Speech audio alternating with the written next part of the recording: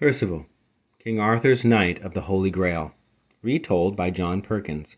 Illustrated by Gennady Spirin.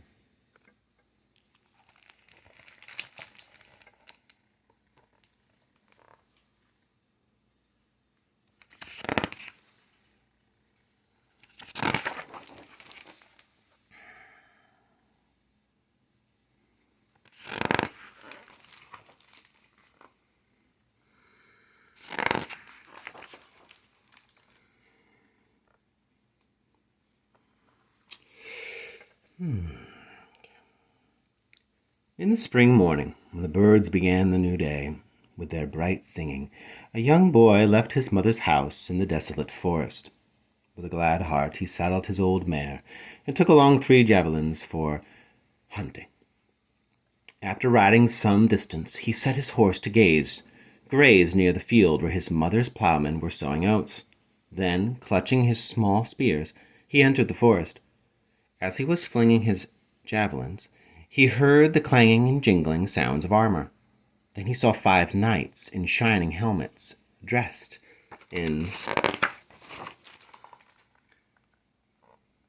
colors as bright as a rainbow, riding through the forest. The youth thought, "These must be God and his angels, whom my mother told me I should worship." Immediately he threw himself to the ground and prayed. The leader of the knights rode up and said gently, "Do not be afraid." "I am not afraid," said the boy. "But are you God?" "No, foolish boy. I swear I am a knight." "I have never seen a knight before," exclaimed the boy. "You are more beautiful than God. I wish I were a knight, glittering and strong. Were you born wearing this gleaming metal?" "My companions and I were given our armor and rank at King Arthur's court. We departed from there only 5 days ago." "Tell me more about this king who makes knights, and where he can be found," the boy pleaded. "He is at Carlisle, if he hasn't moved on. But tell me, what is your name, my boy?" "My name is Darling Son." "But don't you have a real name?" "Darling Brother." "I mean your proper name." "Darling Little Lord." Hearing this, the knight chuckled. "What a rare wonder we have here." Then he turned his horse and galloped away with his companions. The boy hurried home, eager to tell his mother about his meeting with the knights. His mother was sick with worry that he had been gone so long. "Darling son," she asked, "where have you been all this time?" "Mother, I have seen creatures even more beautiful than God and his angels. They are called knights. They come from King Arthur's court. I want to be a knight too. I will go now in search of King Arthur."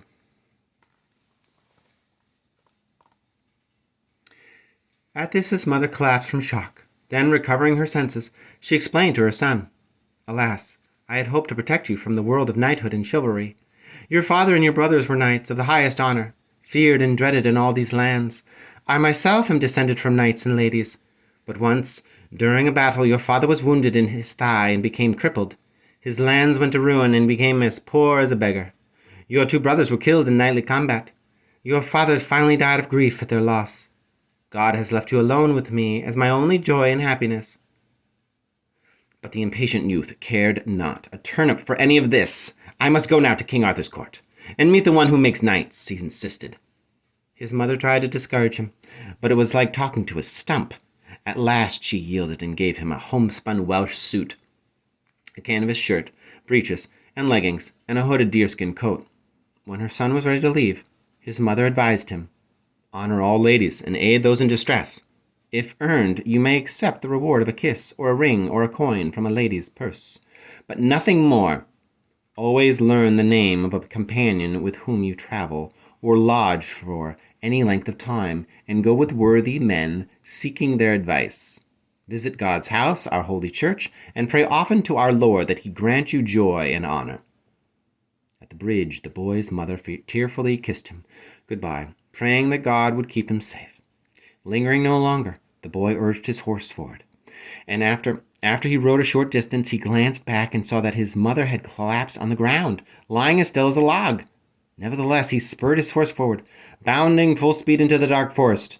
He rode straight ahead, and at nightfall he slept beneath the trees, till the morning sun appeared like a glittering ruby in the east.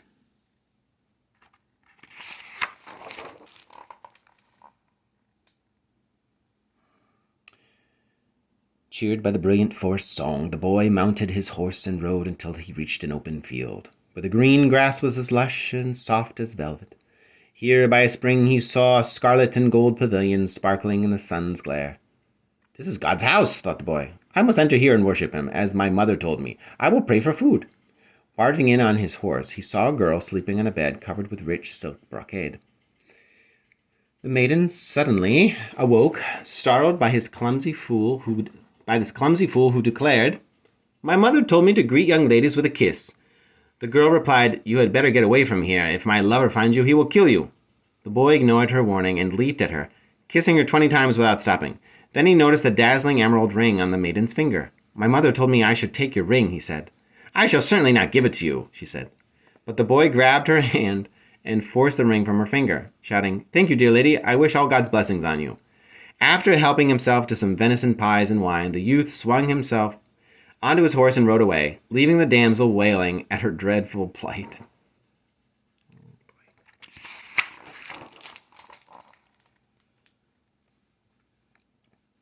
Later that day, the boy met a charcoal burner who gave him directions to Carlisle. The boy rode toward the sea, where he came to a magnificent fortified castle. Its walls were thick and high, pierced by 100 narrow windows. Pennants streamed from the ramparts like brilliantly colored ribbons. As the youth drew near, he spied a knight dressed all in red, riding toward him over the drawbridge. The horseman carried a fine-looking gold cup.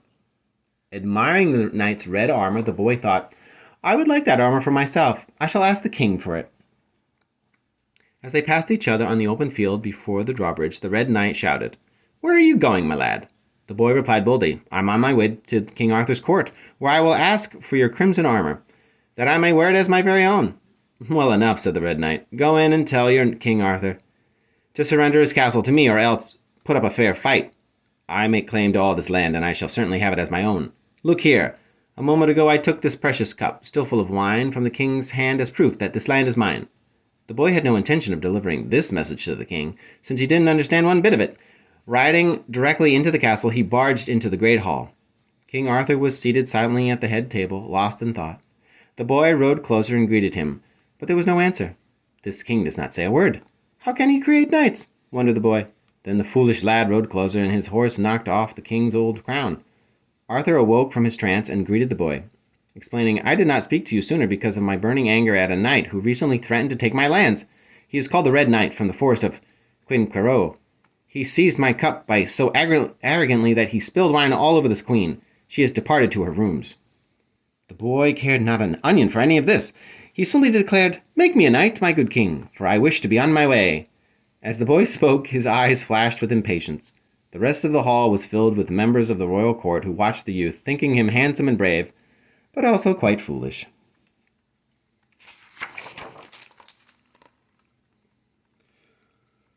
"For your good and mine, I will indeed make you a knight," proclaimed the king. "But first you must dismount and hand over your horse to my squire, Yonette, for safekeeping." "The man I met outside never dismounted," retorted the boy, "so why should I? Make me a knight now, so that I may be off."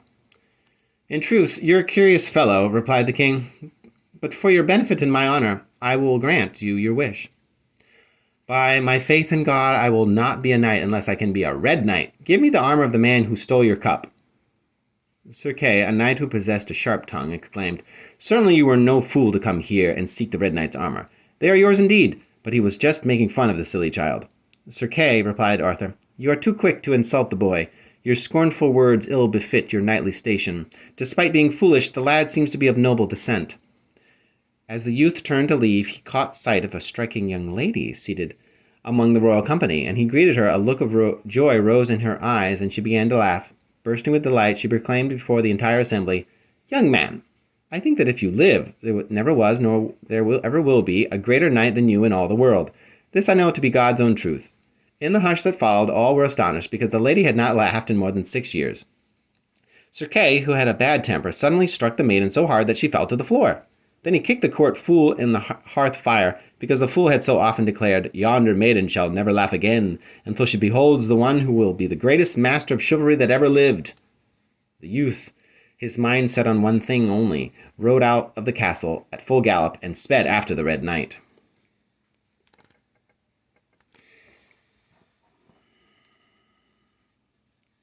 The squire Yonette promptly followed the youth into the field, where the Red Knight was waiting. The boy hurried toward the knight. "Lay down your armor as King Arthur has ordered," he exclaimed. "Has the king sent no one brave enough to fight for him?" teased the knight. "I say lay down your armor at once, or I shall attack you," replied the youth. At this the Red Knight swung the blunt end of his lance at the youth's shoulders, slamming the boy forward in his saddle. In an instant the youth recovered, pulled a javelin from his belt, and shot it swiftly toward the knight. The sharp dart pierced the knight's eye and drove deeply into his skull. Reeling, he toppled to the ground, his lifeless body sprawled upon the turf. The youth dismounted, lay the Red Knight's lance to one side, and removed his red shield. But he had trouble lifting the helmet because he had not been taught how to hold it properly, and he did not know how to unbuckle the sword so to take it out of its scabbard. He yanked at the shirt of chain mail without success. Finally, Yonette showed the eager boy how to remove the armor and clothing from the knight's body. Then Yonette advised the boy to dress himself in the knight's padded silk tunic before he put on the red armor. But the boy, sneering at the fine clothes, stubbornly preferred his own homespun canvas clothing and the rawhide boots that his mother had made. So he put the red armor over his Welsh country suit. Resigned to the boy's wishes, Yonette adjusted each piece of armor and helped him mount the knight's horse. Then he showed the youth how to hold the lance and the shield. Before they parted company, the new Red Knight handed the king's gold cup to Yonette and gave him the old mare he no longer needed. "Please tell the maiden whom Kay struck that if I do live, I will avenge her honor." Yonette promised to deliver the message. Then they departed, the youth to his next adventure, and Yonette to the king. Yonette worried about the safety of the foolish boy who had no knowledge of knightly combat. The young man rode through the forest until he glimpsed in the distance a castle with many ramparts. And as he neared the great residence, the towers seemed to rise higher and higher before him, as if sprouting from the earth.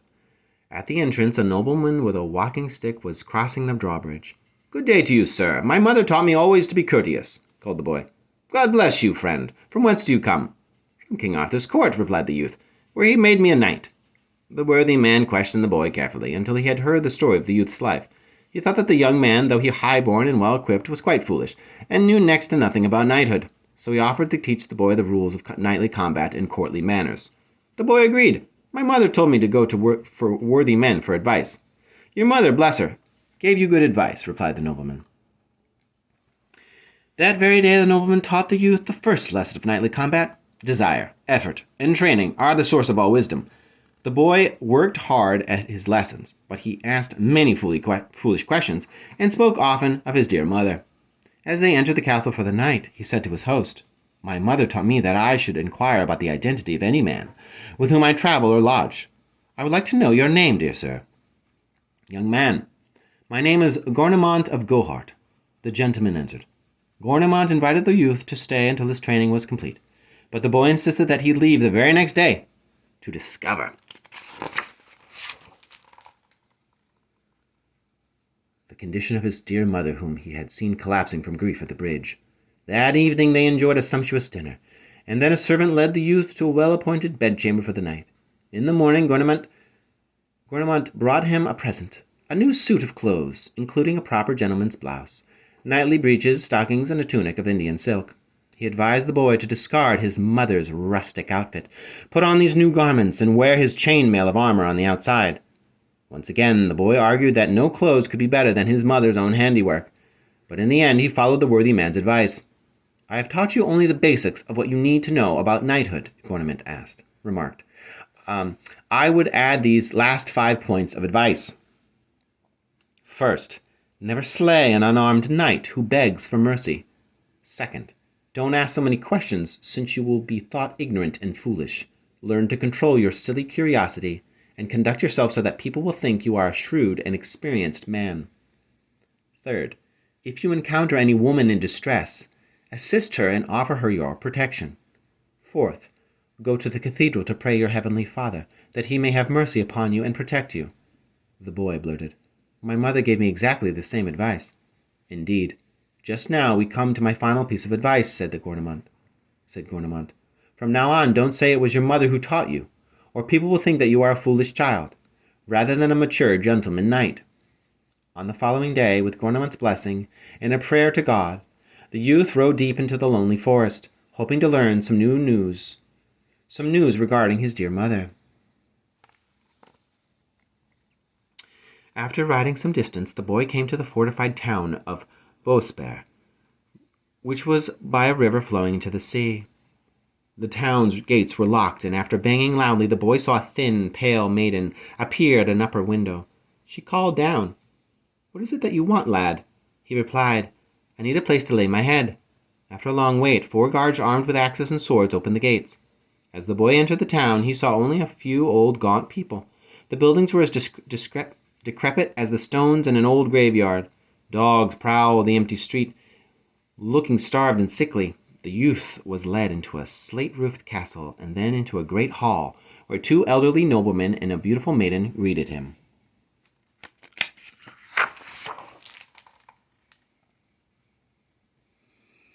The young lady who took him by the hand was finer looking than any exotic bird. She wore a raven-colored gown under a cloak of spotted fur that was lined in ermine. Her long golden hair glowed as it spilled over her black and white sable collar. Her forehead was high and clear like a statue sculpted from softest ivory, and her brown eyebrows rose above laughing gray eyes that were set wide apart. Her nose was straight and long, and lovely hue of crimson tinted the white skin of her cheeks. Still holding the boy's hand, the courteous lady seated herself on a couch spread with a coverlet woven of silk and gold thread. The youth took his place beside her as groups of knights entered the great hall and surrounded the couple, watching the handsome pair in silence. For a long time the youth said nothing, remembering the advice of Gouvernail. Finally the maiden asked him, "From whence did you ride this past day?" "I've just been the guest of a fine nobleman in a strong and magnificent castle. His name is Gouvernail of Gauhart." The lady explained that Gouvernail was her uncle. Her own name was Blanche Fleur, which meant white flower. The maiden offered the youth a simple meal of 6 small loaves of bread from a nearby monastery, a small keg of mulled wine, and a little fresh roasted deer. After they had eaten, a couch was made up in the hall for the youth, and Blanche Fleur wished him a pleasant rest. Then she retired to her own private chamber. In the early hours of darkness, the boy suddenly awoke, his face wet, and saw Blanche Fleur bending over him. Tears were spilling down her cheeks and onto his own. "Oh, dear friend," he said, "what is the trouble? Why do you weep so? Please tell me." "I'm the most miserable creature alive," sobbed Blanche Fleur. "The cruel knight, Anguigueron, steward of Prince Clamado of the Isles, has killed or imprisoned 260 of our best fighting men. They will all die because of me. Anguigueron seeks to take my lands and hold me hostage for Prince Clamado, since he will invade this weakened city and seize us by force. But if Clamado captures me, he will never have my life or my soul, for I will kill myself before I shall submit to him." The youth kissed her gently and held her in his arms. They remained together, arms entwined and lips touching, for the rest of the night. In the morning the boy promised to defend the maiden against her unwelcome suitor, and readied himself for battle. Blanche Fleur warned him against fighting so dangerous an enemy. But secretly she prayed that the young knight would defend her and win peace for her lands. With the prayers of the townspeople rising to heaven behind him, the youth rode through the gate to meet Anguigueron. The cruel knight was camped outside with his men, certain that the town would surrender before nightfall. "Young man, who sends you here?" shouted Anguigueron. The boy replied, "Why are you here, and why have you been slaying knights and destroying this town?" "This place must surrender today," Anguigueron demanded. "Blanche Fleur and her possessions must become the lawful property of my lord." "Your words mean nothing to me," cried the youth. "Give up all claim to this noble lady." "No," Anguigueron shouted back. At this the boy pushed his toes into his stirrups, crouched forward, lowered his lance, and charged straight at Anguigueron. They cracked their shields and splintered their lances. They hacked at each other with their swords until the boy knocked Anguigueron off his horse. Leaping from his own steed, the youth stood over the wounded knight, pointing his sword at his enemy's heart. The boy threatened to kill him, but Anguigueron implored him to spare his life. Then, remembering that the worthy gentleman Gouvernail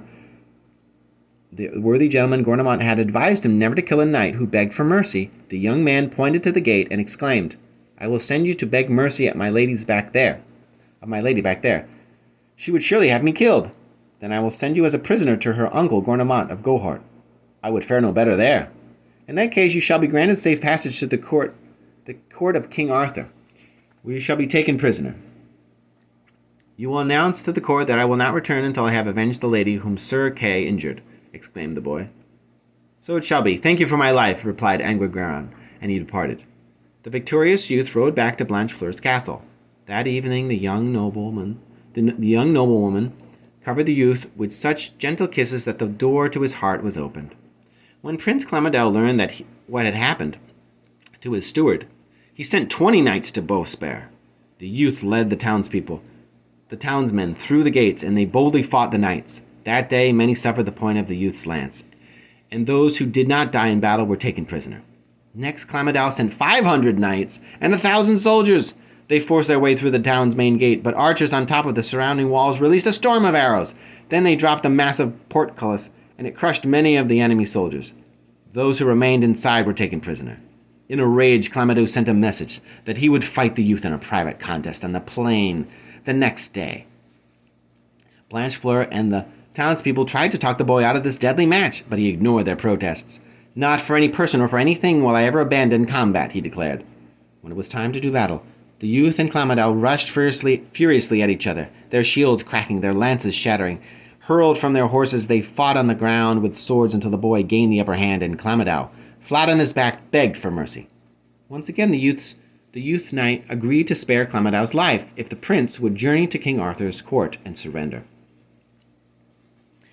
As the youth entered Beauspierre in triumph, the church bells clanged, and people danced wildly in the streets. The young warrior was proclaimed a hero and the shining knight of the lovely Blanchefleur.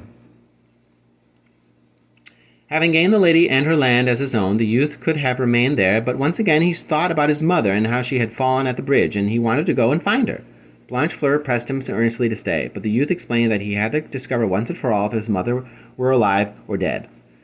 Should he find her alive, he would bring her safely to Beauspierre, where he would agree to govern the land.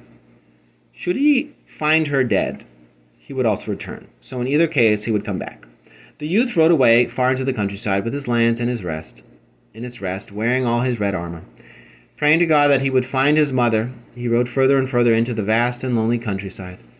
He lost all track of time and direction, meeting not a single soul in the wilderness.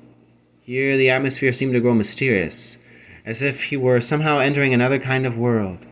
At last he came to a rushing river, where he caught sight of 2 men bobbing up and down in a tiny boat. The older, a nobleman, fished while the younger rowed vigorously. As the boat lurched near, the young knight waved to the men and shouted at the top of his voice, "Hey, ho, there! Is there any way to cross the river?" Above the roar of the churning current, the nobleman cried back, "Impossible! River very deep, treacherous. No bridge, many miles, no boat, only little skiff we ride in." The youth then inquired where he might find safe lodging. Pointing with his one free hand, the fisher directed the boy to his own manor, located in a valley beyond the next hill. "Go up there through the rock, you will see it." Waving goodbye to the boatman, the boy urged his horse carefully through a sharp cleft in the stone summit and looked down onto a broad valley spread out before him. But to his surprise and distress, there was nothing there to see but the vast blue sky above and the endless dense forest below. "What kind of trickery is this?" he murmured to himself. His eyes scanned the valley again and again, but he could see no human habitation. Then, as if by accident, he spied the tip of a stone tower poking through the trees in the far distance. Riding down the steep slope, the youth crossed the valley forest, and at last saw a splendid, square, turreted castle with its drawbridge lowered. As the boy rode over the bridge, he was met by 4 pages, who took his armor and horse and presented him with fresh red wool clothing. After the boy had bathed, changed, and rested, he was led into a great square hall. In the middle was a magnificent 4-sided bronze hearth, with enough space around it that 400 guests could gather there for dinner. A gray-haired nobleman reclined on a couch near the blazing fire. He wore a black sable cap with a silk band around the top. The youth recognized him as the fisherman he had seen that afternoon on the river. The boy's host greeted him warmly and apologized for not rising because his legs would not support him. They enjoyed a friendly conversation, and the lord asked him many questions about his recent travels. While they were speaking of the boy's journey from Beauspierre, a page entered the room carrying a magnificent sword. The page exclaimed, "This sword is made of the finest steel. It is a gift to you, my lord, from your beautiful niece with the golden hair. It is crafted in such a fashion that it cannot break except in a certain way known only to the man who crafted it. The lady wishes that this sword be given to a knight who can use it ably." The nobleman took the sword and presented it to the youth with these words: "The hilt is made of the finest gold, and the scabbard of silk brocade from Venice. This weapon was destined for you." At once the youth buckled on the sword and gripped the handle firmly with his hand.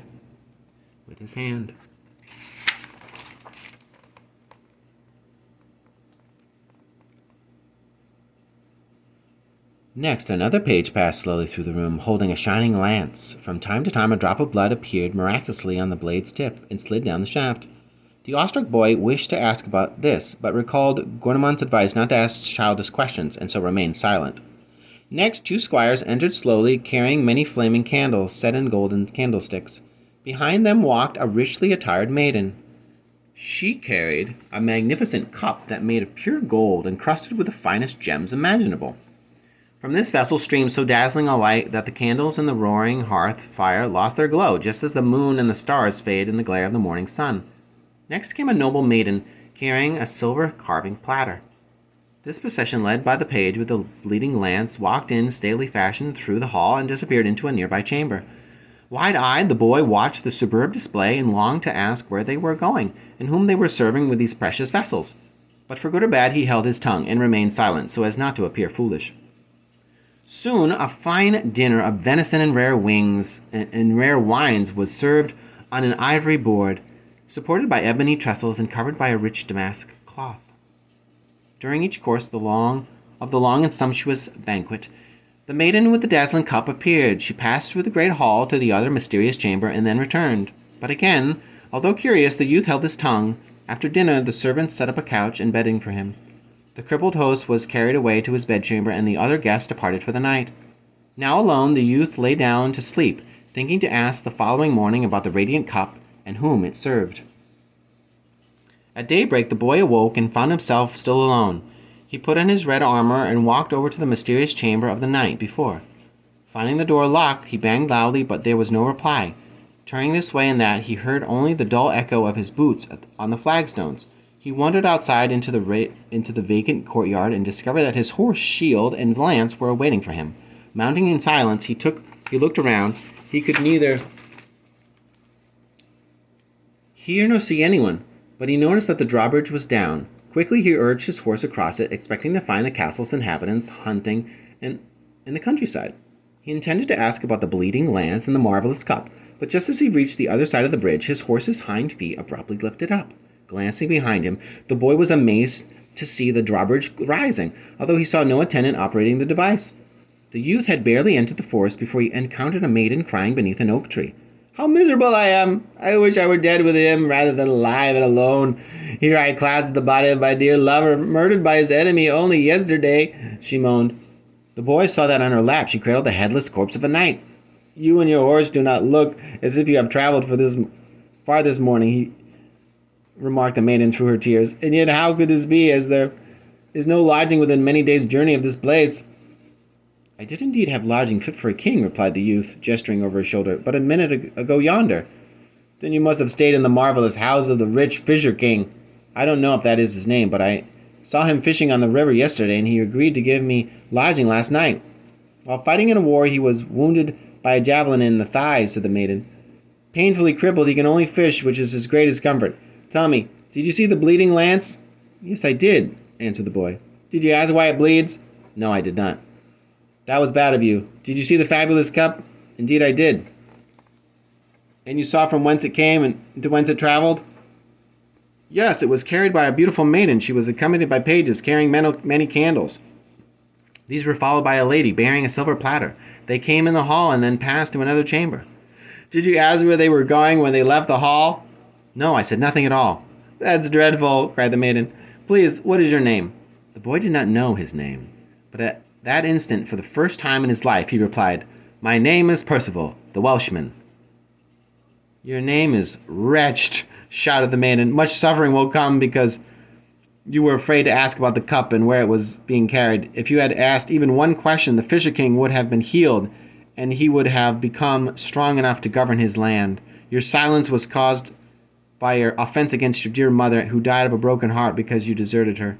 I attended her burial. You and I are first cousins, and I lived in your house when we were children." Shocked and filled with grief, Perceval sank to his knees. Eager to hear more, he asked the maiden to accompany him, but she refused to leave her beloved knight until he was buried. Instead, she pointed toward the path her lover's killer had taken. Perceval vowed to serve the maiden by avenging her knight's death. Perceval rode off and soon came upon another maiden. She sat upon a pony whose skin was stretched thin, like thin parchment over its sharp bones. The maiden was filthy and pale, and deep circles under her eyes, and her frock hung in tatters around her ankles. Tears streamed down her face and soaked her parched skin. She told Perceval that she was the same maiden he had so rudely kissed and whose ring he had taken in the pavilion long ago. Ever since then, her knight had punished her by total neglect. The girl warned Perceval that if her knight returned, the angry man would kill him.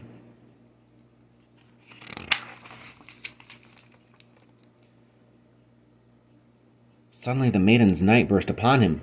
Upon them, Perceval confessed that he had kissed the maiden and taken her ring, but had not dishonored her in any other way. The enraged knight challenged Perceval. The two of them charged at each other, splintering their lances and hacking viciously at one another with their swords. Perceval struck a violent blow to the knight's head so that, swaying from side to side, the knight slid from his horse and collapsed upon the ground. Perceval leapt from his steed and held his sword to the knight's neck. As the knight cried out for mercy, Perceval again recalled Gornement's warning. Rather than killing him, Perceval made the knight promise to take his lady to a nearby castle, give her rest and proper treatment. He must also provide her with clothing befitting her noble rank. When she was well enough, the knight was to take her to King Arthur's court. There he would surrender, revealing before all the court that it was Perceval the Welshman who had defeated him. Perceval continued across the land in search of adventure. One morning after a new snowfall, he happened into the neighborhood where Arthur's pavilions were now pitched. Looking toward the sky, he watched a falcon struck a goose in flight. The goose shed 3 drops of blood from its injured neck as it fluttered to the ground. It soon struggled back into the air and flew away, leaving the white snow freshly stained by the scarlet beads. As Perceval stared intently, his thoughts turned to his lady, the exquisite Blanchefleur, whose ivory cheeks were tinged with crimson. Falling into a deep trance, Perceval sat on his horse, as still as ice in the cold, breathless air. As still as ice in the cold, breathless air. The knights and ladies at Arthur's court observed the lone knight motionless on his horse, and believed that he was asleep.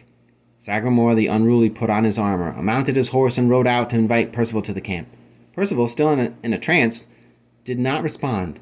Growing impatient, Sagramore tried to provoke Perceval into a fight. Abruptly, Perceval shifted his gaze from the 3 drops of blood and swung his lance with such force that Sagramore tumbled to the ground. Then, fixing his glance once more upon the drops of blood, Perceval continued his reverie of Blanchefleur, while Sagramore limped back to Arthur's pavilions.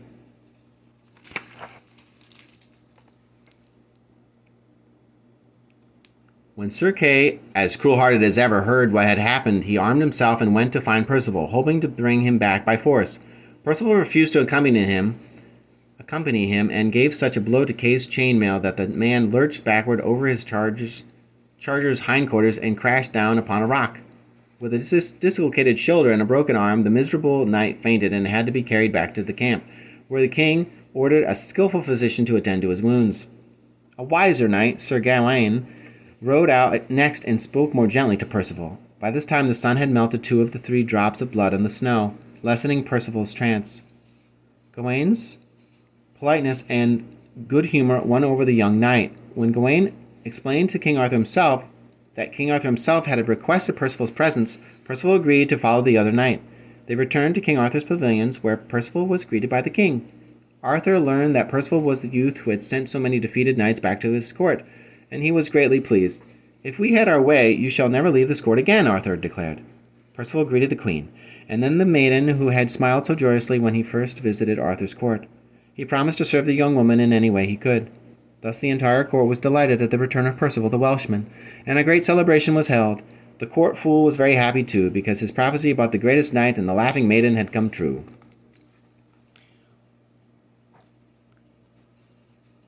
On the 3rd day of their celebration, an ugly hag perched on a mule rode into the middle of the great hall. She had a dirty neck and messy hair, and she carried a whip in her hand.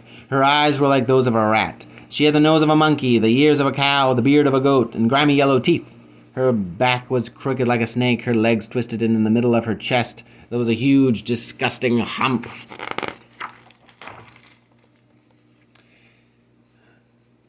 The hideous creature greeted the king and the knights and then stared directly at Perceval, pointing her finger at him. "You stupid fool! When you were at the Fisher King's castle, why for God's sake didn't you ask about the bleeding lance and the marvelous bowl? Why didn't you say something?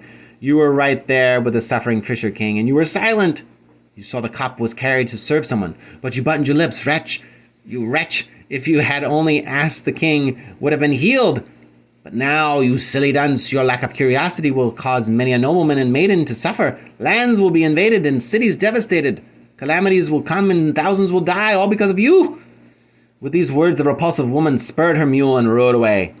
Perceval was filled with shame, but there rose in his heart a firm determination. He solemnly vowed that until he found the miraculous lance and understood why it bled, he would never sleep in the same place 2 nights in a row.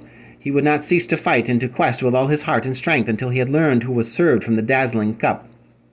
5 long years passed, and a great forgetfulness came over Perceval. He wandered from place to place, never sleeping in the same spot twice. But as he journeyed, he forgot all about God. 5 times spring came and turned to summer. Yet Perceval, though he defeated thousands of knights and sent them back to King Arthur's court, never thought to visit a church to observe Lent or celebrate Easter. One day Perceval was riding through the forest when he came upon a group of knights and ladies walking barefoot and wearing coarse woolen garments. When they saw Perceval, they shouted, "Why are you riding in your armor like this on such a holy day, when all Christians should confess their sins?" "What day is this?" asked Perceval. "Indeed, it is Good Friday, the day of our Savior's death on the cross," one of the ladies answered. "Don't you have any faith in God and want to confess your sins?" Astounded to hear this, Perceval replied, "Indeed I do." Then they told him there was a chapel nearby where he could confess to a holy hermit. Perceval made his way to the priest and told him the story of his life and his sin against his mother. He ended his tale by admitting that he had not asked about the miraculous cup or about the bleeding lance. "Misfortune has come to you, not because your actions alone, but because you had no idea of what you did," said the kindly monk. "You tore yourself from your mother so brutally that it never entered your mind she would die of shock and grief from losing you. You who were her only joy and happiness, because you worshipped knighthood, craved combat, and longed to serve fair damsels far more than you loved God. You took Gornemont's advice much too strictly, stifling your curiosity rather than learning when to use it. Thus you neglected to ask vital questions regarding the marvelous events that occurred in the great castle of the Fisher King. It was sin that held your tongue, because you wished to appear grown up and smart in the eyes of the world. But the Holy Scriptures teach us that if we think of ourselves as wise, we must first learn to be fools before we can really be wise. And our Lord, when he was still on earth, taught us that unless we become children again, we cannot enter the kingdom of heaven. You were too proud to ask about the bleeding lance and the miraculous cup, fearing you would look childish and foolish. It was the healing wisdom of God that was urging you to serve him by becoming his clever fool and to have the courage to ask questions so that the Fisher King could be cured by your own curiosity. There was hidden